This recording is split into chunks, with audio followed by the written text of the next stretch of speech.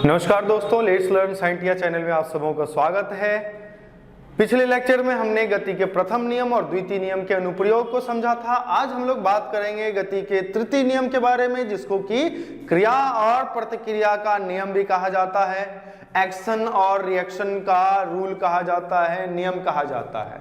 समझते हैं और टॉपिक को लिखते हैं। गति के तृतीय नियम, तृतीय नियम। इसी तृतीय नियम को क्या कहा जाता है? क्रिया और प्रतिक्रिया का नियम। क्रिया और प्रतिक्रिया का नियम। क्रिया और प्रतिक्रिया का नियम कहा जाता है। ये क्या है क्रिया और प्रतिक्रिया का नियम? तो याद रखेंगे कि न्यूटन के तीसरे नियम से, न्यूटन के तीसरे नियम से एक वस्तु क्रिया रूप में दूसरी वस्तु पर जितना बल लगाती है, मान लीजिए अगर कोई पिंड है, कोई पिंड A है और कोई पिंड जो है यहां पर B है। यहां पर पिंड A जो है वह इसके ऊपर जो है पिंड B के ऊपर एक क्रिया करती है। तो क्रिया के फलस्वरूप जितना बल लगाएगी, मतलब जब ये चलेगा, इसमें द्रव्यमान है, त्वरण होगा, इसमें क्या होगा? फोर्स होगा। तो जितना बल यह इस वस्तु पर आरोपित करेगी, उतना ही बल ये वस्तु भी इस वस्तु पर आरोपित करेगी। इसी को कहा जाता है क्रिया और प्रतिक्रिया का नियम। मतलब है कि गति के तृतीय नियमानुसार एक वस्तु क्रिया रूप में दूसरी वस्तु पर जितना बल लगाती है, जितना फोर्स लगाए वो, ठीक है, दूसरी वस्तु भी उतनी ही बल विपरीत दिशा में, इस दिशा में ये बल लगा रहा है तो विपरीत दिशा में ये इस पर बल लगाया, तो विपरीत दिशा में प्रतिक्रिया के रूप में लगाती है। अर्थात कि प्रत्येक क्रिया की उसके बराबर तथा विपरीत दिशा में प्रतिक्रिया होती है। मतलब जितना क्रिया किया उतना ही प्रतिक्रिया हुआ। मतलब क्रिया बराबर प्रतिक्रिया, जितना क्रिया स्वरूप बल लगाया उतना ही क्रिया स्वरूप बल वापस मिला। लेकिन दिशा बराबर नहीं होगी, दोनों की दिशा आमने सामने होगी। क्या होगी? दोनों की दिशा आमने सामने होगी, याद रखेंगे। लेकिन क्रिया और प्रतिक्रिया की जो दिशा होगी वो आमने सामने होगी, आमने सामने होगी। मतलब क्या है कि आमने सामने से वो एक दूसरे से टकराएगा, ठीक है। या फिर आमने सामने, इसकी जो क्रिया प्रतिक्रिया है वो इस दिशा में है, लेकिन इसका जो क्रिया है वो इस दिशा में है। या फिर अगर हम कहते हैं ये क्रिया कर रही है तो इसकी क्रिया इस दिशा ये है, इसकी प्रतिक्रिया दिशा ये है। और ये भी याद रखेंगे, यह जो क्रिया और प्रतिक्रिया है दोनों एक पेयर है। क्या है? तो दोनों एक पेयर है, पेयर, जिसको युग्म कहते हैं। मतलब क्या है कि अगर क्रिया होगा तो प्रतिक्रिया होना तय है। जैसे कहते हैं ना कि जैसा कर्म करोगे वैसा ही फल मिलेगा। मतलब क्या है? जो हम क्रिया करेंगे, जो हम कार्य करेंगे, उसी के अनुरूप, उसी के बराबर हमको क्या मिलेगा? वापस से फल मिल जाएगा, है ना। इसको आप देखिएगा, ये कई जगह पर आपको मिलेगा कि जैसे मान लीजिए कि हम इस बोर्ड पर थप्पड़ मारते हैं तो क्या होगा कि जितना हमने इस हाथ से क्रिया किया इस बोर्ड के ऊपर, उतने ही प्रतिक्रिया स्वरूप यह बोर्ड भी हमारे हाथ पर प्रतिक्रिया दिखाएगी। तो क्या होता है कि चोट लगता है हमें। जैसे हम इस दीवार पर थप्पड़ मारे तो क्या होगा? हमें ही चोट लगेगा, है ना। तो जो क्रिया और प्रतिक्रिया होती है दोनों युग्म में रहता है। युग्म मतलब पैर में रहता है, और दोनों की दिशा क्या होती है? एक दूसरे से विपरीत होती है। मतलब इसकी दिशा इधर है तो इसकी दिशा इधर होगी, ठीक है। और यह जो है यह हर जगह आपको देखने को मिल जाएगा, आपके कर्मों में भी देखने को मिलेगा। अगर ज्यादा मेहनत करेंगे, ज्यादा अच्छे से पढ़ेंगे तो ज्यादा अच्छा रिजल्ट आएगा। थोड़ा गड़बड़ होगा रिजल्ट में, इधर उधर होगा तो रिजल्ट थोड़ा गड़बड़ होगा।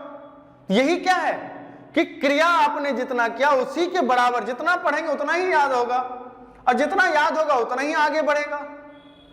तो जितना हमने क्रिया किया उतने ही प्रतिक्रिया स्वरूप हमको मिलेगा।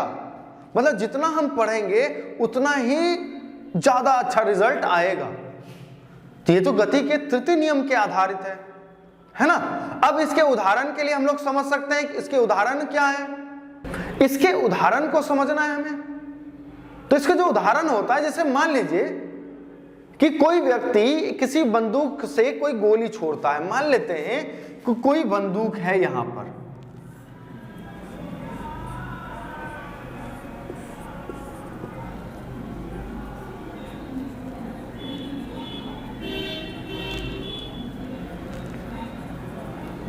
कोई व्यक्ति यहां से इसका ट्रिगर दबाएगा। यहां से अगर ट्रिगर दबाया, इसमें एक पिस्टन होता है जो कि एक बुलेट को स्ट्राइक करता है, और बुलेट यहां से बाहर निकल जाती है। देखे होंगे, सुने होंगे, अब कईयों ने इसको समझा भी होगा कि मान लीजिए कि कोई व्यक्ति अगर इस बंदूक को चलाती है, इसने क्या किया कि इस पर क्रिया किया, कार्य किया, इसको इधर खींचा, है ना।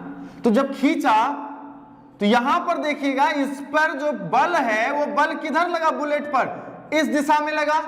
तो बल की दिशा क्या हो गई, ये हो गई। क्या हमने बल आरोपित किया, मतलब क्रिया किया, क्रिया इधर हो गया। तो जो बुलेट है, बुलेट फायर हुआ तो बुलेट ने भी क्या किया, एक प्रतिक्रिया बल लगाया। प्रतिक्रिया बल किधर लगाया, इधर लगाया। प्रतिक्रिया, इधर क्रिया बल हुआ और इधर प्रतिक्रिया बल हुआ। तो जो क्रिया हुआ उसी के आधार पर प्रतिक्रिया हुआ। इस आधार पर आप देखते होंगे कि जो आदमी गोली चलाता है उसके कंधे पर एक झटका सा महसूस होता है, झटका लगता है। इसका कारण क्या है, तो न्यूटन का तृतीय नियम है कि हमने उस बुलेट पर स्ट्राइक किया, तो स्ट्राइक करने की वजह से जो फोर्स हमने अप्लाई किया उसी फोर्स के हिसाब से आपको एक फोर्स बुलेट ने भी वापस लौटा दिया। अगर अगले हम समझें, अगले क्या उदाहरण हो सकते हैं, तो देखा होगा आपने कि रॉकेट जब चलता है अंतरिक्ष यात्रा के लिए, रॉकेट जब अंतरिक्ष यात्रा के लिए निकलती है तो उसके नीचे देखे होंगे आप, प्रपल्शन लगा हुआ रहता है। कुछ इस तरह का एक रॉकेट है, इसके नीचे में 3 इस तरह का लगा रहता है, जिससे कि काफी मात्रा में गैस एग्जॉस्ट किया जाता है हाई प्रेशर से, जिसके कारण क्या होता है, इसकी जो क्रिया होती है इस दिशा में हो जाती है। तो इसी के प्रतिक्रिया स्वरूप जो है रॉकेट उठता है। प्रतिक्रिया स्वरूप जो है रॉकेट ऊपर की ओर उठने लगता है। आपने घर में रॉकेट छोड़ा होगा तो देखे होंगे कि एक आग सा जो है फव्वारा नीचे की ओर आता है, जिसके कारण रॉकेट जो है काफी ऊपर उठ जाता है। इसी को ये भी जो है क्रिया और प्रतिक्रिया नियम पर ही आधारित है, ठीक है। या फिर आप देखे होंगे कि नाव में जब कोई नाविक जो है, कोई नाविक जब नाव को चलाता है उसमें चप्पू रखता है। चप्पू समझते होंगे, जिससे कि नाव को खेपा जाता है या चलाया जाता है। तो नाव को चलाने, जल में जब चलाया जाता है तो उसको चप्पू से पीछे खींचा जाता है। तो क्या हुआ, जब उसको पीछे खींचा तो क्रिया किधर कर रहा है, पीछे की ओर कर रहा है, तो उसको प्रतिक्रिया स्वरूप क्या मिला, आगे जाने को मिला। अरे समझेंगे ना।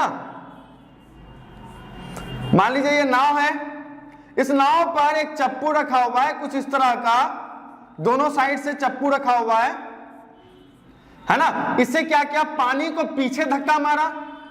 पानी को जब पीछे धक्का मारा तो क्रिया किया, तो प्रतिक्रिया स्वरूप जो है पानी इस पर बल लगाई, और ये प्रतिक्रिया स्वरूप पानी इस पर बल लगाई, तो ये क्या हुआ, आगे की दिशा में बढ़ा।